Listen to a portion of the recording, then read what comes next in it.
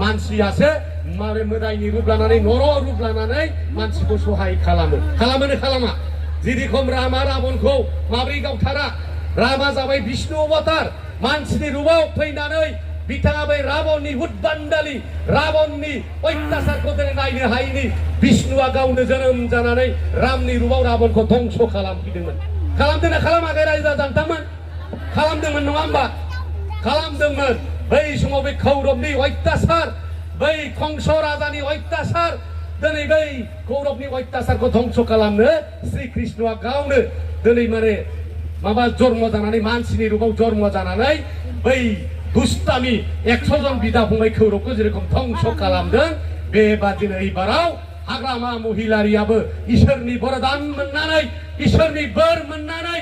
बै इउपिपिएलनि थगायसुला बे बिबारनि माखासे नेताफोरखौ दिनै फोजोबस्रांजोबनानै बिटिसिआव शान्ति प्रतिष्ठा खालामगोन बिटिसिआव जोंनि जेसेबां रायजो जानाय दं बे सेंग्रा सिख्लाफोरखौ आथिङाव गसंहोनानै जोंनि बिमा बिफाफोरखौ दिनै रांखान्थियाव जौगासार होनानै दिनै जोंनि रायजो राजाफोरखौ दिनै गोख्रों खालामगोन आरो बिटिसिनि साख्रि बाख्रिखौ बिटिसिनि सेंग्रा सिख्लाफोरनो होगोन बिटिसिआव ओंखारनाय टिकानि खामानिखौ जोंनि बिटिसिनि मानसिफोरनो होगोन बिटिसिआव जेखिनि खामानि ओंखारा मानो 100% जब गेरेन्टि कन्ट्रेक्टनि गेरेन्टि गासिबो गेरेन्टिखौ मावफुंगोन नालाय रायजो राजा नोंथांमोन जों बाहेरानि मानसिनो मोनसेबो होनाय नङा ना होनांगौ नामा रायजो राजाफोर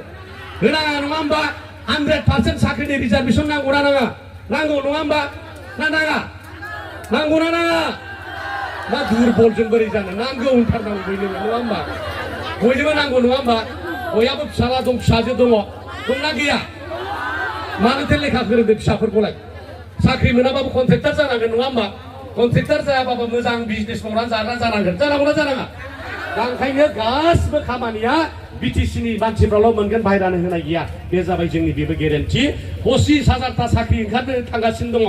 हाग्रा मास्टार साख्रि होबोनाया रिटायार जाजोबसै बे 25,000 साख्रिखौबो जोंनि सेंग्रा सिख्लाफोरनोल' होनाय जागोन बाहेरानि कुनु मानसिफोरनो होनाय जानाय नङा नङा होमबा दा बेखौ जों खालामगोन তো রাইসকল আমার আদিবাসী ভাই সকল আমি যি কাম করিব ওলাইছো 5টা গ্যারান্টি আপনাদের নিশ্চয় জানে হয় না নহয়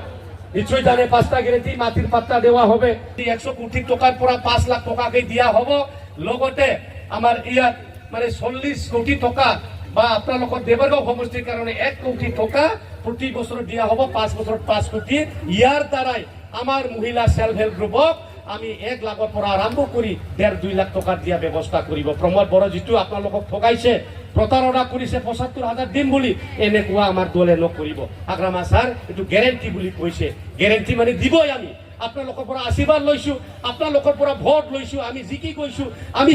আজি সরকার কৰিছো আজি ৰাইজক সেৱা কৰা আমাৰ দায়িত্ব হয় না নহয় এইটো আমি পালন কৰিম লগতে আমার দরিদ্র সীমা রেখা তলত যিসকল বসবাস কৰি আছে যিসকল আজি ক্ষুদ্র ব্যৱসায়ী কৰি আছে যিসকল খুৰি বিক্ৰী কৰি খায় মাছ বিক্ৰী কৰি খায় ব্ৰইলাৰ বিক্ৰী কৰি খায় গাহৰি বিক্ৰী কৰি খায় পিঠা দোকান কৰে কিবা কিবি কৰে হয় না নহয় এই মানুহসকলক আমি বিটিসি সরকারের পৰা 50 কোটি টাকা ধন ধার্য করা হয়েছে ইয়ার দ্বারাই প্ৰতিজনক আমি 5,000 পৰা 50,000 লেখি আর্থিক অনুদান দিয়া হব আর একেটকল ইয়ার দ্বারাই নিজের বেপার বাণিজ্য ঠিকমতে কৰিব পাৰে এই আঁচনিটো আমি গ্রহণ কৰিছো লগতে 10 কোটি টাকা আমার বয়োজ্যেষ্ঠ নাগরিকসকল যিসকল 60 বছর পার কৰিছে 60 বছর পার কৰিছে এই মানুষগিলাকে আমরা